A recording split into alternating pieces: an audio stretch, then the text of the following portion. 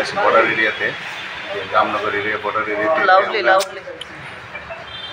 West পিএসের অন্তর্গত যে border area আছে বিভিন্ন জায়গা থেকে আমরা এবং বিএসএফের সহযোগিতায় আমরা 12 জন বাংলাদেশিকে আমরা ধরতে পারছি, সক্ষম হয়েছি আমরা এবং তাদেরকে আমরা জিজ্ঞাসাবাদ করছি এবং প্লাস তাদেরকে আমরা আইনগত ব্যবস্থা নিয়েছি এবং তাদের বিরুদ্ধে আমরা এফআইআর লজ করছি এবং বিএনএস নতুন বিএনএসের দ্বারা এবং ফরেনার অ্যাক্ট এবং পাসপোর্ট অ্যাক্টে আমরা তাদের বিরুদ্ধে মামলা নিয়েছি।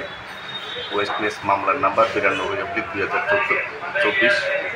তো আমরা তাদেরকে আজকে আমরা কোর্টে প্রেরণ করতেছি এবং তাদের বিরুদ্ধে আমরা স্ট্রং অ্যাকশন নিতেছি এবং আগামী দিনও এই ধরনের অভিযান জারি থাকবে এবং বাংলাদেশি কোনো ক্ষেত্রে আমরা একদম খাটো করে দেখতেছি না, বিষয়টা আমরা গুরুত্ব সহকারে দেখতেছি এবং এই যে ট্রেন্ড চলছে সেই ট্রেন্ডটা যাতে আগামী দিনে বন্ধ হয় এবং এটার জন্য আমরা প্রতিনিয়ত চেষ্টা করতেছি এবং আগামী দিনও এই ধরনের অভিযান জারি থাকবে।